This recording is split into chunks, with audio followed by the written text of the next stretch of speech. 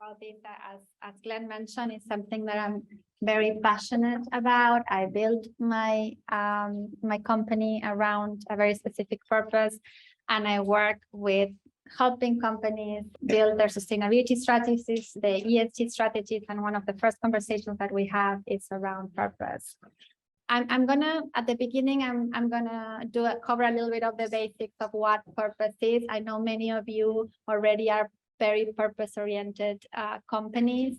And I think I want to ask a question that I might know the answer, but how many of you believe you do meaningful work? And how many of you believe you know your organizational purpose? That is one we're gonna cover today. We're gonna try to cover both the ones that already have a defined and articulated purpose, and maybe learn from them and see how they activate them within their organization. And then for those of us who are trying to get an understanding of what it is, our goal is to be more clear about it. So we're gonna start with the what is purpose?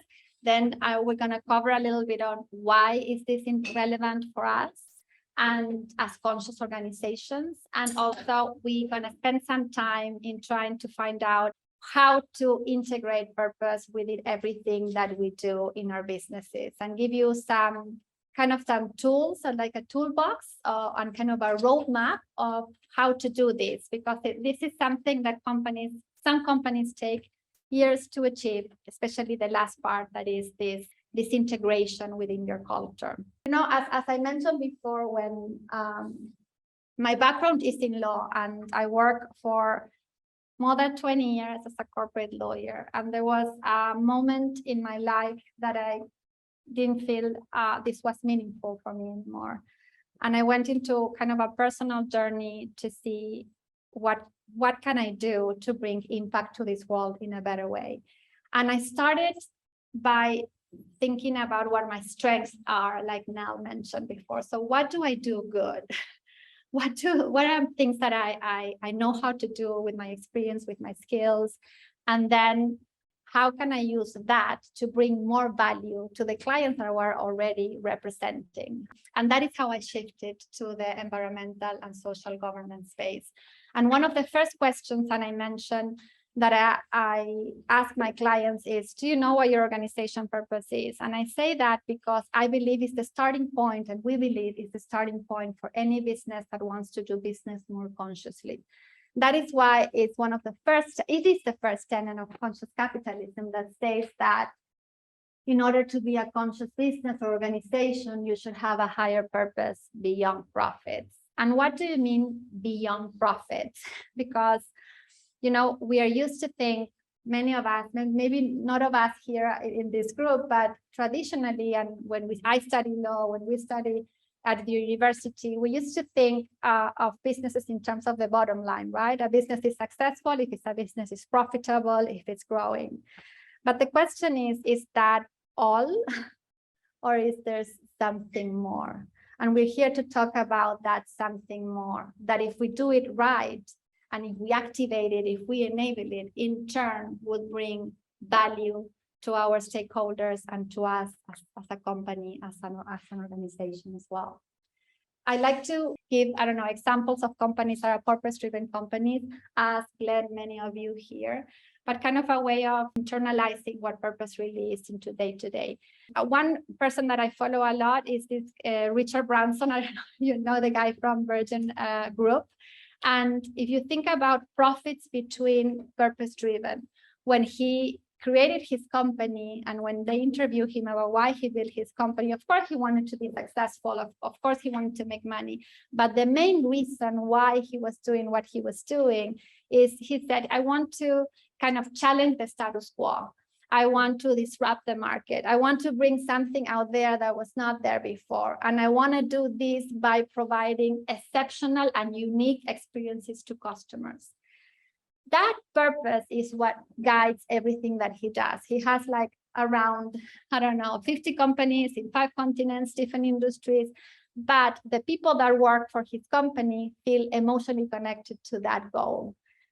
Customers that travel in Virgin Airlines, they don't want to travel just in a regular or traditional airline. They want this unique and this exceptional experience. And whenever his business and his team is thinking about creating a new product, building a new company, they go back to that purpose. Is this aligned with this or not? And it becomes kind of a North Star and a lens for decision making for everything that they do, and it's activated every day. So what is purpose? I say this purpose again. There are many definitions out there of what purpose really is, but one simple definition that I like is that is this aspirational reason for your business to exist, and it's kind of why you're doing business in the first place. It's an answer of why you're doing business in the first place. Why would somebody work for you? The same with this company. Why would somebody buy your products and your services? If your business ceases to exist tomorrow, I don't know. No, you're not in the business anymore. What will be missed? What the world will be a little less better off if you're not there. I think like people, like individual, we all have something unique that we can provide to this world that nobody else can. And I think the same with us as organizations. All of us, because of our journeys, our leadership, our team, the products and the services that we provide, our history, we have something that is our DNA, something that we are really good at, and we can impact the life of our stakeholders in a particular way that nobody else can. And that is where our purpose really lies. And today, more than ever, I think purpose is so relevant. And why? We talked about this a little bit today. We are living in a world that we have a lot of volatility. Things are changing all the time. We have climate change. We have social injustice. We have, you know, we came out of the pandemic. We have supply chain issues. We have cost of materials that are rising. We have people that are quitting their job like never before. So within this context of today, how we make sure that we build revenue resilience in the long term, how we make sure, like you mentioned, that we can retain talent and that they don't go and because they're looking for something else more than a paycheck. How we assure that we're bringing value to our customers in a way that they're loyal to us. And even if we go through an economic downturn, they will stick with us even in times of trouble. And most importantly, how do we drive strategy with direction? How we get clarity in decision making, because decision making is never easy in any company. We have to deal with all these many difficult decisions all the time, but how do we get clarity and agility as well in decision making? I believe that if you're thinking in terms of profitability and in terms of short-term profit returns, it's very difficult for you to achieve this. And if you're thinking only on, okay, what is my value proposition, what I do, how I do it, and you don't reflect on your why, it's very difficult for you to be able to create this value for your stakeholders if you don't understand your why. So I wanted to just briefly show a little bit of statistics, data. Some of my companies that I work with, we have this skepticism, I feel. It's like, no, what does it mean? Do I have to, okay, if I work in my profit, do I have to sacrifice profit? That means that it's a cost for me.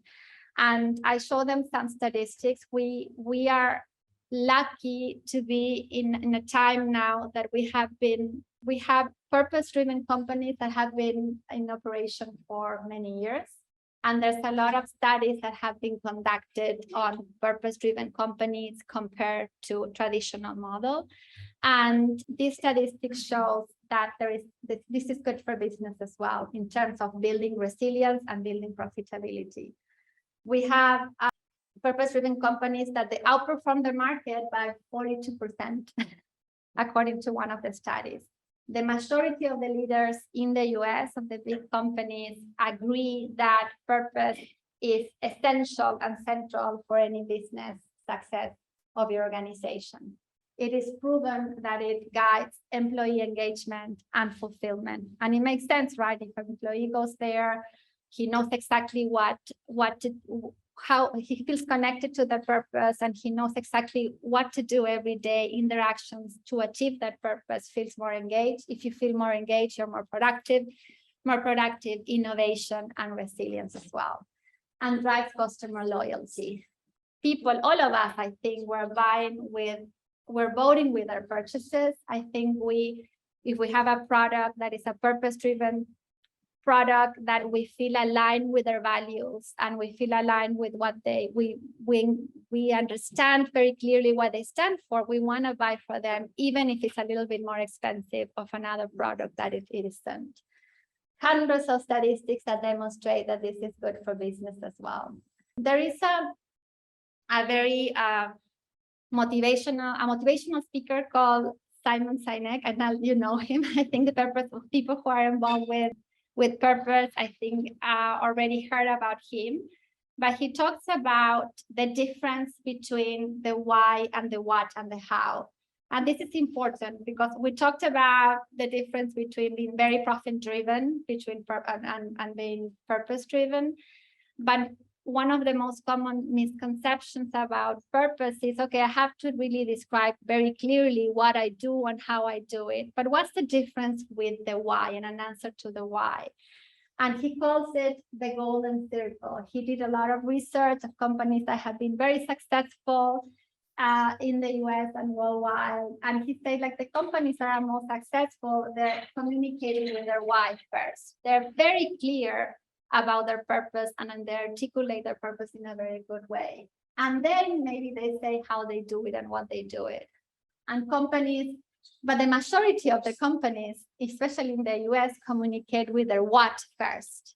And then maybe they explain how they do it. My value proposition is this. And then they explain why they do it, if they do it.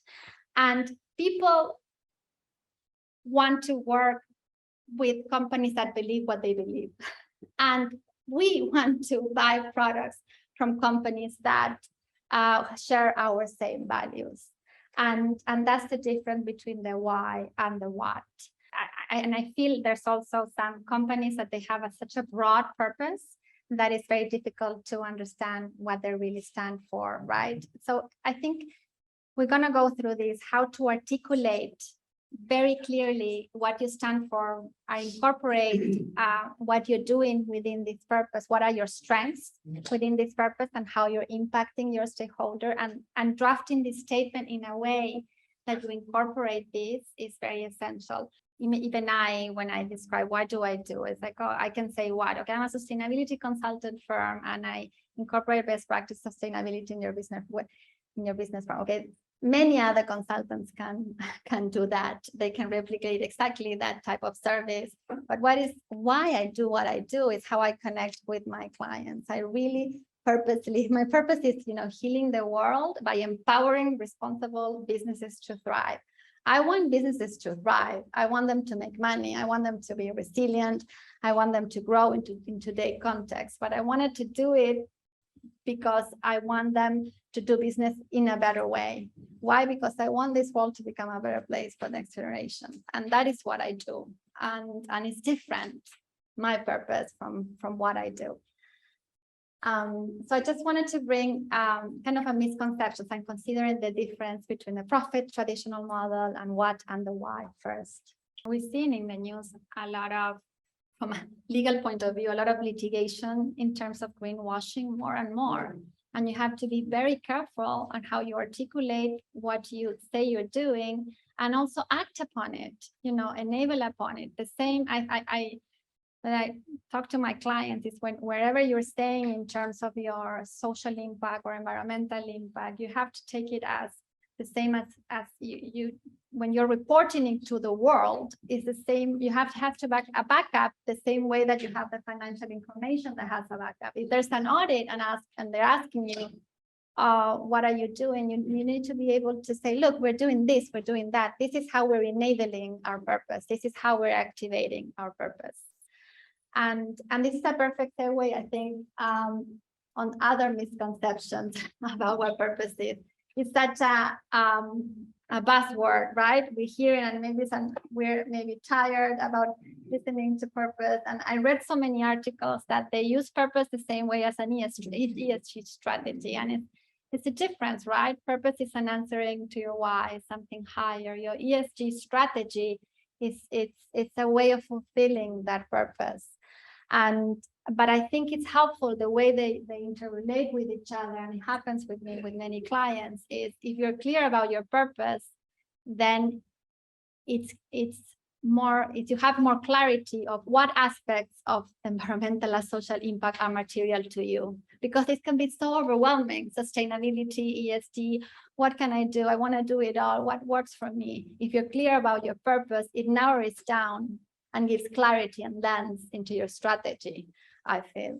The same with the giving back strategy. It's not the same, okay, I'm gonna allocate some money. This is a cost for the company. It's not something that is holistic part of who I am. It's just we're working on giving back to society, which is great, but it's not, purpose is something higher, is something different. And then this idea that is this abstract, theoretical, impractical idea, philosophical that Paul just mentioned. And in truth, it's very practical, because if it's done correctly, as Richard Branson, everything that we do, every department of our company should be able to apply it in everything they do every day in order to work. So it has a very practical implication. And it's not only an impractical or philosophical idea. And what you mentioned, Nell, is exactly this. It's like you have this idea that purpose has to be big enough or broad enough to really save the world. And the reality is, there's like when they were doing helping Walmart create their own purpose, they went through different and complex different ways of saying what they do. And at the end, he said, the CEO at the time, he said, at the end of the world, we just want people to save money so they can have a better life. Pretty powerful purpose. They are making a difference in the people that they affect with their business. And they are making them save money so they can have a better life.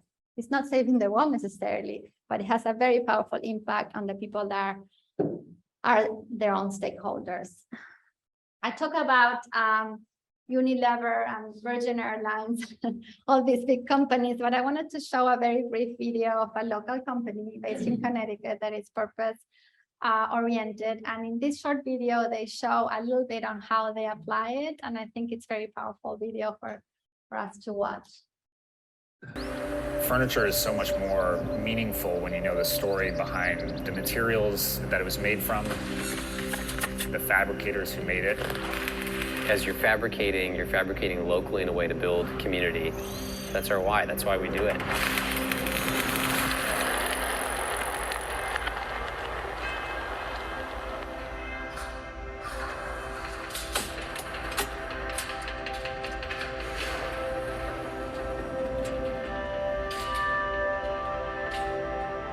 When you think about the way you're going to construct or fabricate or design a piece before you actually do so, you're really thinking about the story it's going to tell. From the initial design meetings to fabrication to the locality of where the piece is being made and where it's going to go, all of that is so important. I think we're just really lucky to have that opportunity to get to be involved in that collaboration. And at the end of the day, we're building furniture, but it's so much more than that. That was a really good answer. Hi, I'm Fred. And I'm Ben. And we're the co-founders of Hugo & Hobie. We are a full-service design and fabrication company. At Hugo & Hobie, we work with over 50 fabrication shops up and down the East Coast to design, fabricate, and deliver to commercial customers across the nation. When we approach a project, Fred and I are really thinking about who's going to be the best partner to work with on this particular project. The designers and the architects that are thinking so thoughtfully about an amazing space that they have the opportunity to be involved with. What materials really match the aesthetic? So whether you are building one piece or you need 1,000 built, it allows us to be extremely scalable.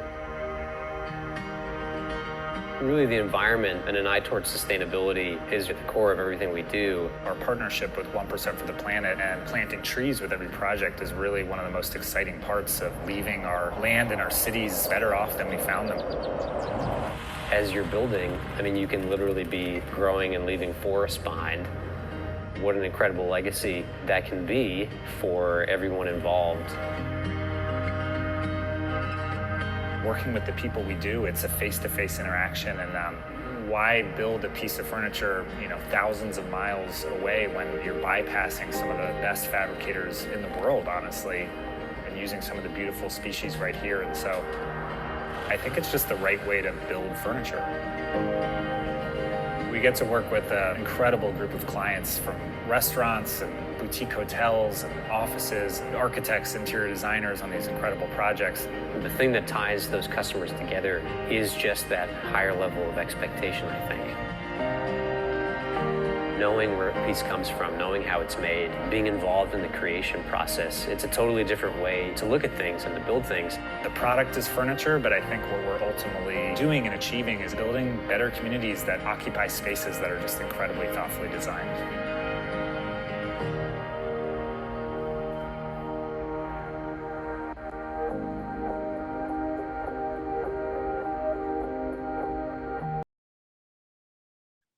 Okay, so I think I want us to work together and interact and learn from each other. I think that's where we get the most of it. So I would love for us to, I know some of you already have a defined purpose, but thinking about, the difference between profit and purpose, the difference between the why and the what that we just talked about.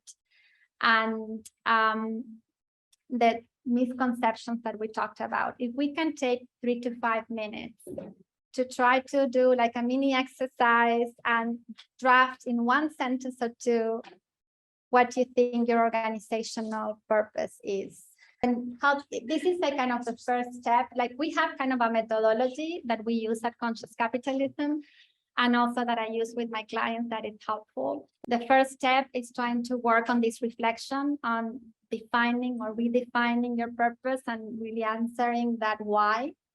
The second step that is as important is how you articulate it. We were talking about, and Paul was talking about, if it's not clear enough, people don't understand it, maybe you understand it, but people cannot connect to it, then it's not complying with that purpose again. So it's very important, and we want to give you some tools on how to articulate it in a more compelling way, even some examples of companies that have done it successfully. And the third part, and one of the most important part, is how to make it part of your culture moving forward, how to integrate it, how to make it alive within your organization. So with this first exercise, I think it helps to think about 3 dimensions of our purpose. We talk about strength. This is how I start. I think if you start with passion, personally, not in Conscious Capitalism, but if you only start with passion and think about passion, you have a risk of burning out. I think, I want to save the kids that are like struggling in Cambodia. Maybe you go, but you don't know how to do that. And maybe you can get burned down because you're not focusing on what you do. What do you have as a strength? So I think as an organization, think, what were you built to do? What only your organization is unique about your business that nobody else out there could provide, or what is something that if your business is to exist will be missed? To think about the strengths, then think about passion. So think about what things you care most about. If you think about your employees, there's always a thread, something that people within your organization they feel most passionate about. What do they care about? And your customers, or potential customers that you want to get for your organization, what do you think they care most about? And lastly, your impact. So what need is out there? What do you need? What need you could cover with that strength and with that passion? So this is Aristotle that says that where your talents and the needs of the world intersect lies your purpose. And I think these and many other exercises help us kind of define it. So if we think about these three circles, if we can write down a sentence or two about what our organizational purpose we think it is, we believe it is, and then maybe we can share it. It is helpful for me, it's helpful to write my what first in a column, what I do, and then write my why. And then try to work with both of these ideas. Try to think as aspirational as possible, as broad as possible, not only one set of stakeholders, but all of your stakeholders. Try to think long-term. If you are not there in your organization any longer, would that continue and be clear for the rest of the people that would follow your business?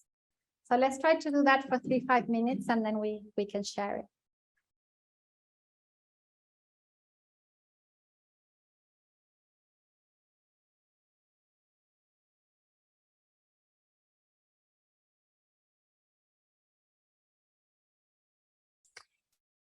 We show it. Another, I think, extra step that is really good is to really, once we have a purpose statement, to test it with our stakeholders to see what they think, if they really feel like it really reflects what we're doing and how we're doing it. Maybe your best employee, maybe your best customer, your suppliers, test it out and see, get feedback.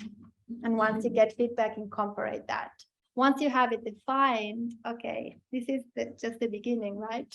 Because we're talking about this greenwashing that is going on, and we see it every day in the news.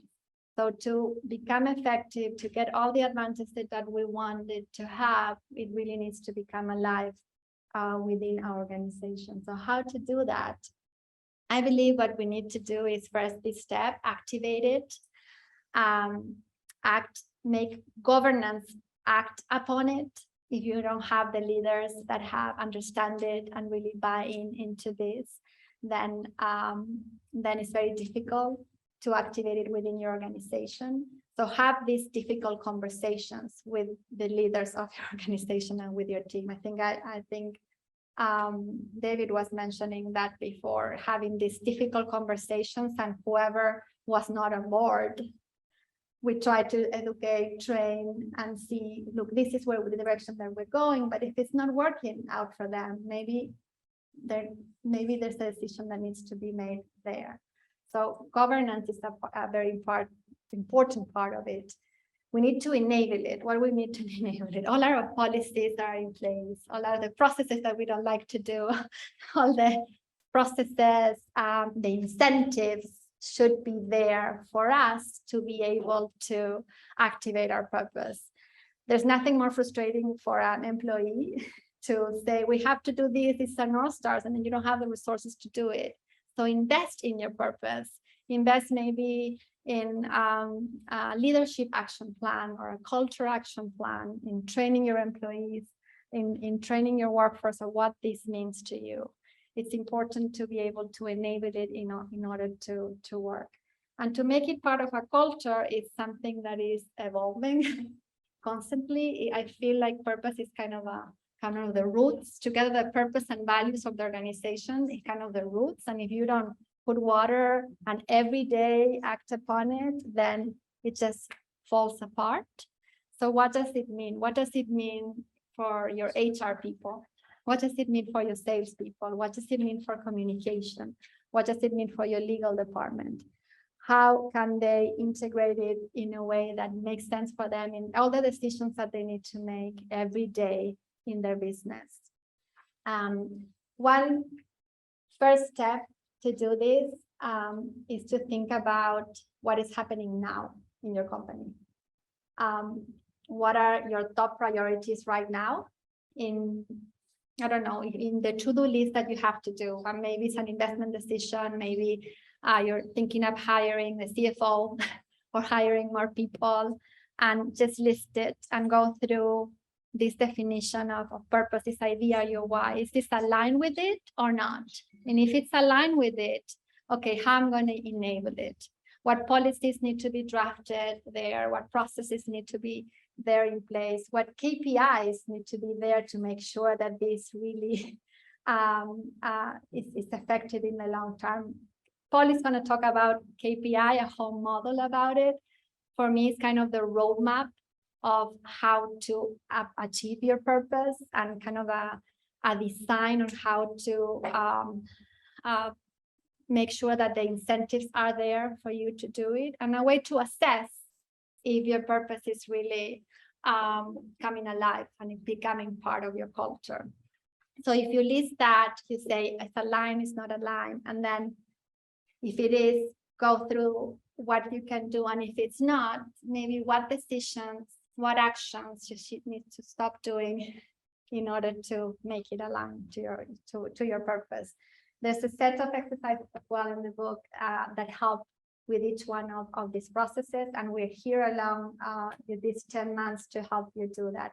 But the first, we cannot do this without going through the first step first.